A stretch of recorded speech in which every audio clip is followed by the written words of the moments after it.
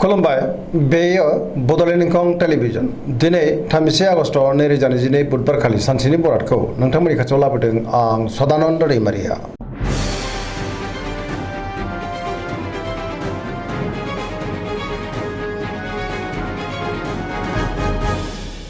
सिगां फरायनो लादों मेष राशि गिबि हांखो अ ल दिनैनि साना जोबोर मोजां हरखाबै माबा मोनसे मोजां खौरां मोननोबो हागौ बयजोंबो अनजागोन मावनो लानाय खामानिखौ थि समावनो आरो गोरलैयैनो मावफुंनोबो हागोन गोसोखौबो दिनै जोबोर गोजोननाय मोनगोन देहाया मोजाङै थागोन गोसोआव गोग्गो आरो गोथों साननाय फैगोन गियाननि आंखाल जानाय नङा रांखावरियाव दिनै जोबोर मोजां गोबां धोन आरजिनोबो हागोन आयाबो बांगोन बेफार फालांगियाव जोबोर मोजां मुलाम्फा मोनगोन सोरबा लोगोनिफ्राय हेफाजाब मोननो हागौ न'खराव बिसि फिसायनि गेजेराव अनलायनाय फैगोन बिदा फंबायजों मोजां सोमोन्दो थागोन गुबुननि गोसोखौ दिनै गोरलैयैनो बोनो हागोन गोसोनि बोलोआबो बांगोन समाजाव बयजोंबो मान होजागोन सेंग्रा सिख्लाफ्रा जोबोर खुसि जागोन आरो गोसोनि साननायखौ फोरमायलायनोबो हागोन पजिटिभ एनार्जिनि गोहोमबो गोग्लैगोन।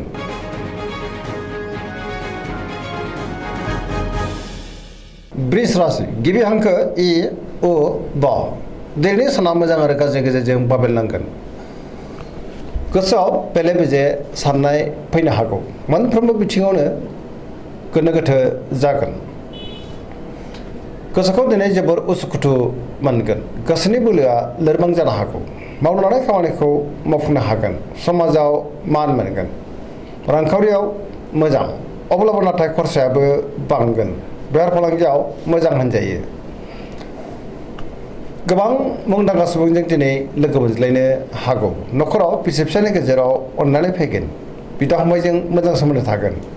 देहाया दिनै बारा मोजां थानाय नङा जानाय लोंनायाव सांग्रां जानांगोन गोबां रोखोमनि देहायारि जेंना नुजानो हागौ गुबुननि हेफाजाबखौ मोननो हागोन सोरबा लोगोनिफ्राय हरखाबै गाज्रि खौरांबो मोननो हागौ सांग्रां जानाया गाहाम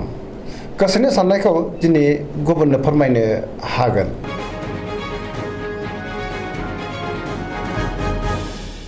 मिथुन राशि गिबि हांखो क स दिनैनि साना जोबोर मोजां बयजोंबो अनजागोन आरो अनसायजागोन पजिटिभ एनार्जिनि गोहोमबो गोग्लैनो हागौ मोनफ्रोमबो बिथिङाव जाफुंसार जानो हागोन गियाननि आंखाल जानाय नङा गोसोखौ दिनै जोबोर गोजोननाय मोनगोन माबा मोनसे मोजां खौरां फैनोबो हागौ गोसोआ दिनै जोबोर खुसि जागोन देहाया मोजाङैनो थागोन रांखावरियाव जोबोर मोजां आयाबो बांगोन सिगांनि बबेबा जेंनाखौ दिनै सुस्रांनो हागोन न'खराव बिसि फिसायनि गेजेराव अनलायनाय फैगोन समाजाव मान मोनगोन गोसोनि बोलोआबो बांगोन गावनि गोसोनि साननायखौ दिनै गुबुननो फोरमायनोबो हागोन सोरबा लोगोनिफ्राय हेफाजाब मोननो हागौ गुबुनजों मोजां सोमोन्दो लाखिनोबो रोंगोन लाइमोनफोरनि गोसोआ दिनै जोबोर खुसि जागोन आरो गावबा गावनि गोसोनि साननायखौ फोरमायलायनोबो हागोन।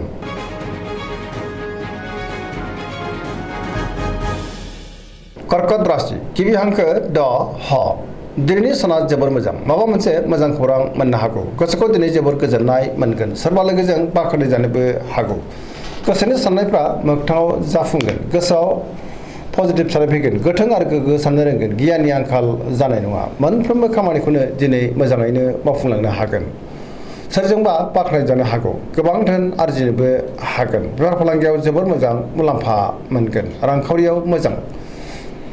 न'खराव दिनै अनलायनाय फैगोन समाजावबो लोगो लेवा बांगोन देहाया दिनै मोजाङैनो थागोन गुबुननि हेफाजाबखौ मोननो हागोन फरायसाफ्रा दिनै फरायनायाव गोसो दुंखांगोन आरो मोजां फिथाइ मोननोबो हागोन लाइमोनफ्रा बहानिफ्रायबा मोजां खौरां मोननो हागौ।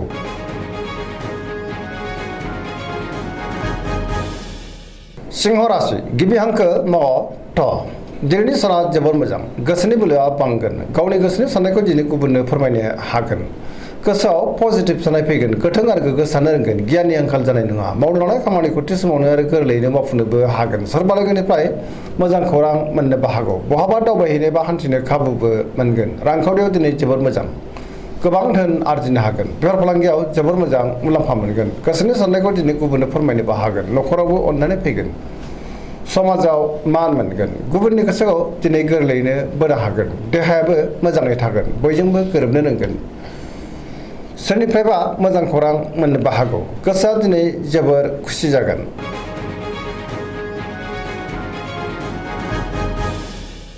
कन्या राशि गिबि हांखो प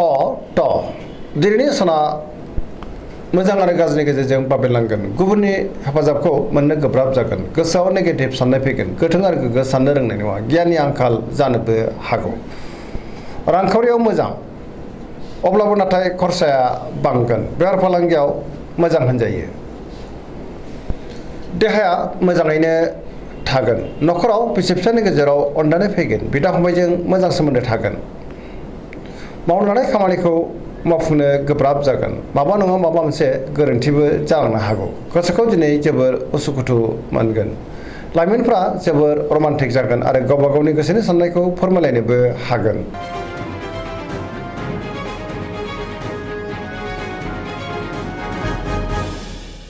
तुला राशि गिबि हांखो र ट दिनैनि साना जोबोर मोजां गोसोनि बोलोआ बांगोन गोसोनि साननायफ्रा जाफुंनो हागौ मावनो लानाय खामानिखौ मावफुंनो हागोन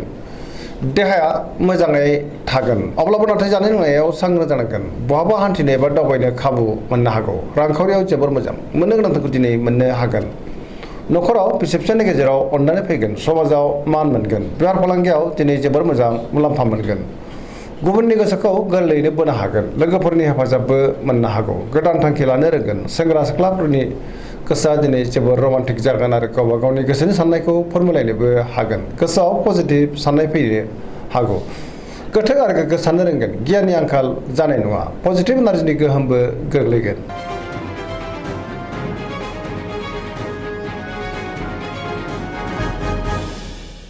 वृश्चिक राशि गिबि हांखो न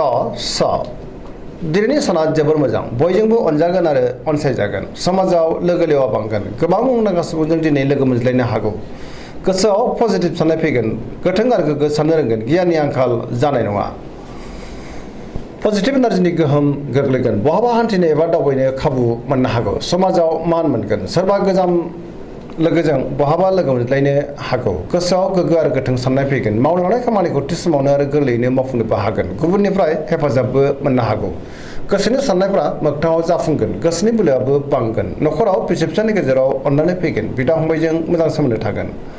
रांखावरियाव दिनै जोबोर मोजां बेफार फालांगियाव जोबोर मोजां मुलाम्फा मोनगोन देहायाबो मोजाङै थागोन गुबुननि हेफाजाबखौ मोननो हागोन फरायसाफ्रा फरायनायाव गोसो दुंखांगोन आरो मोजां फिथाइ मोनगोन लाइमोनफ्रा जोबोर रमान्टिक जागोन आरो गावबा गावनि गोसोनि साननायखौ फोरमायलायनोबो हागोन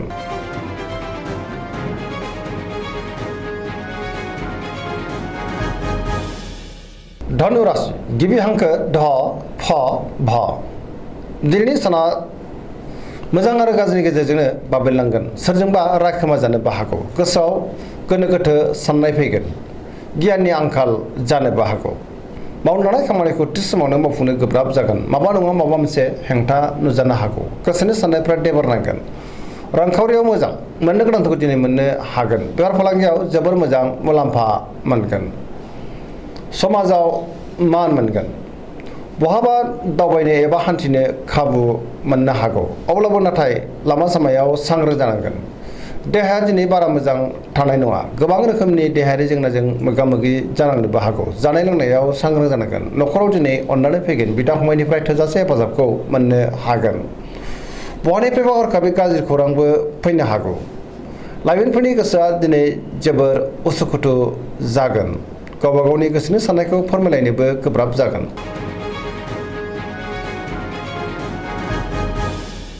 मकर राशि गिबि हांखो ख ज दिनैनि साना जोबोर मोजां गोसोनि साननायफ्रा मोगथाङाव जाफुंनो हागौ मावनो लानाय खामानिखौ थि समावनो आरो गोरलैयैनो मावफुंनोबो हागोन रांखावरियाव जोबोर मोजां मोननो गोनांखौ दिनै मोननो हागोन बेफार फालांगियाव जोबोर मोजां मुलाम्फा मोनगोन गोबां मुंदांखा सुबुंजों लोगो मोनज्लायनो हागौ गुबुनजों मोजां सोमोन्दो लाखिनोबो रोंगोन लाइमोनफोरनि गोसोआ दिनै जोबोर खुसि जागोन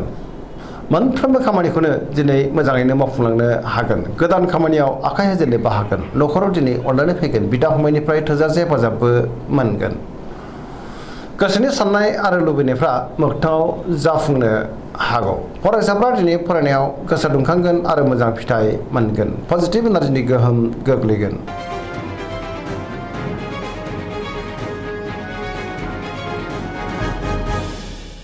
कुम्भ राशि गिबि हांखो ग स दिनैनि साना जोबोर मोजां गोसोखौ दिनै जोबोर गोजोननाय मोनगोन मावनो लानाय खामानिखौ थि समावनो आरो गोरलैयैनो मावफुंनोबो हागोन बहानिफ्रायबा मोजां खौरां फैनोबो हागौ समाजाव लोगो लेवा बांगोन गोबां मुंदांखा सुबुंजों लोगो मोनज्लायनो हागौ रांखावरियाव दिनै जोबोर मोजां गोबां धोन आरजिनो हागोन बेफार फालांगियाव जोबोर मोजां मुलाम्फा मोनगोन देहाया दिनै मोजाङै थागोन अब्लाबो नाथाय जानाय लोंनायाव सांग्रां जानांगोन न'खराव अननानै फैगोन गुबुननि हेफाजाबखौबो थोजासे मोनगोन बिमा बिफानि अननाय आरो बोरखौबो मोननो हागोन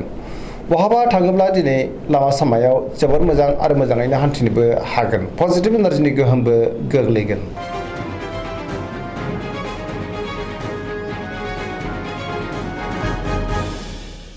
मीन राशि गिबि हांखो ड स